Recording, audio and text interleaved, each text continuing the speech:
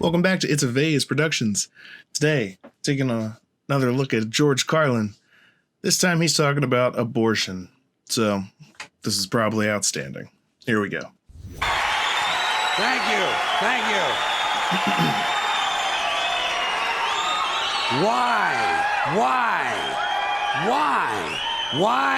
Why is it that most of the people who are against abortion are people you wouldn't want to fuck in the first place, huh?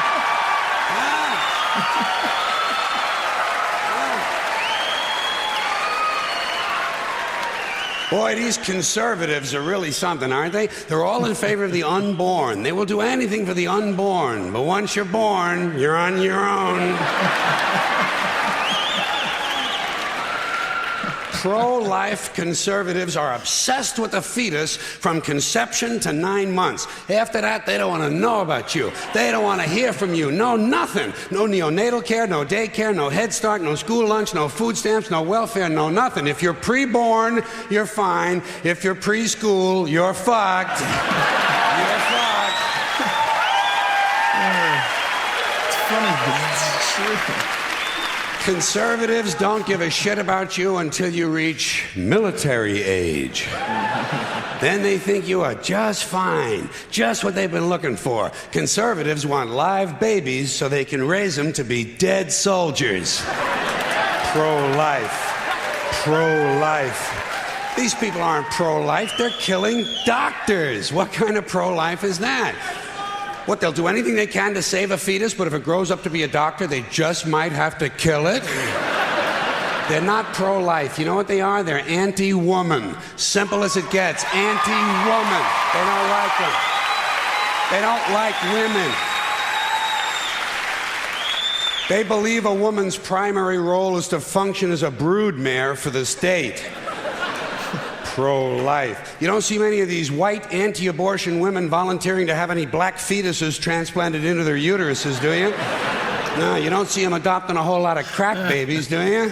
No, that might be something Christ would do.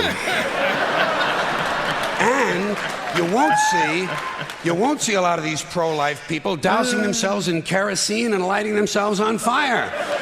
You know, morally committed religious people in South Vietnam knew how to stage a goddamn demonstration, didn't they? Huh? Oh, man. Hey. They knew how to put on a fucking protest. Light yourself on fire! Come on, you moral crusaders, let's see a little smoke to match that fire in your belly. Here's another question I have. How come when it's us, it's an abortion, and when it's a chicken, it's an omelet?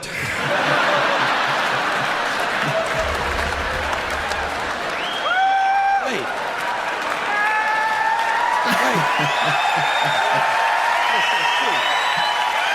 Is he suggesting we should eat babies? Are we so much better than chickens all of a sudden? When did this happen, that we passed chickens in goodness? Name 6 ways we're better than chickens. See, nobody can do it. You know why? Because chickens are decent people. You don't see chickens hanging around in drug gangs, do you? You don't see a chicken strapping some guy to a chair and hooking up his nuts to a car battery, do you?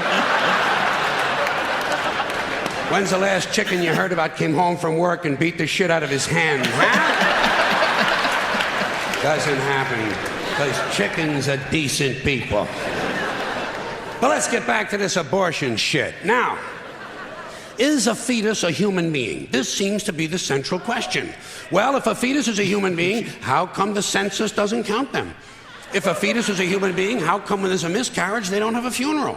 If a fetus is a human being, how come people say we have 2 children and 1 on the way, instead of saying we have 3 children? People say life begins at conception. I say life began about 1 billion years ago, and it's a continuous process. Continuous, just keeps rolling along. Rolling and rolling and rolling along.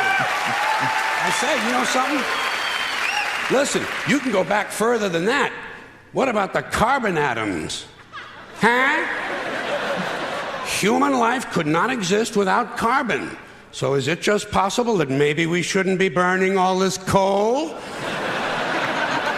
Just looking for a little consistency here in these anti-abortion arguments. See, the really hardcore people will tell you life begins at fertilization. Fertilization when the sperm fertilizes the egg, which is usually a few moments after the man says, "Gee, honey, I was going to pull out, but the phone rang and it startled me."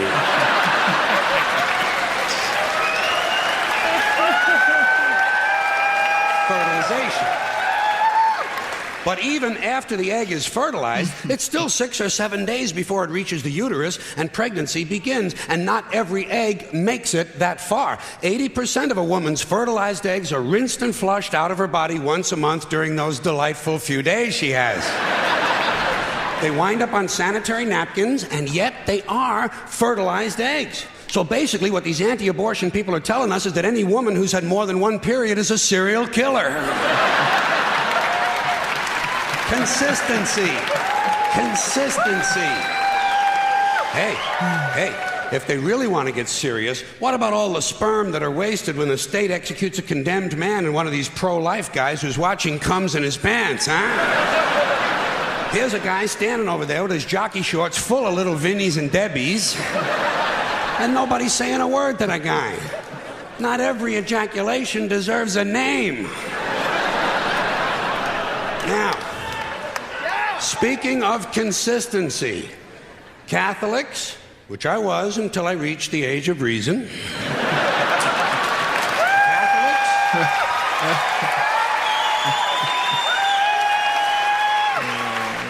Catholics and other Christians are against abortions, and they're against homosexuals. Well, who has less abortions than homosexuals? Leave these fucking people alone, for Christ's sakes. Here is an entire class of people guaranteed never to have an abortion. And the Catholics and Christians are just tossing them aside. You'd think they'd make natural allies. Go look for consistency in religion. And speaking of my friends, the Catholics, when John Cardinal O'Connor of New York and some of these other cardinals and bishops have experienced their first pregnancies and their first labor pains and they've raised a couple of children on a minimum wage, then I'll be glad to hear what they have to say about abortion. I'm sure it'll be interesting. Enlightening, too. But in the meantime, what they ought to be doing is telling these priests who took a vow of chastity to keep their hands off the altar boys. Keep your hands to yourself, Father. You know? When Jesus said, "Suffer the little children, come unto me," that's not what he was talking about.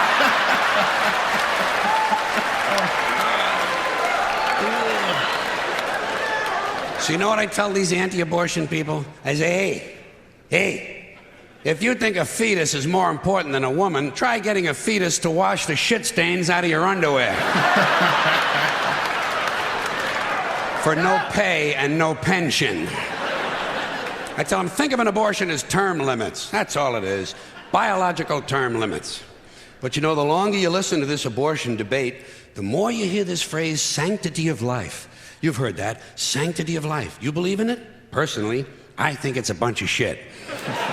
Well, I mean, life is sacred? Who said so? God? Hey, if you read history, you realize that God is one of the leading causes of death. Has been for thousands of years. Hindus, Muslims, Jews, Christians, all taking turns killing each other because God told them it was a good idea.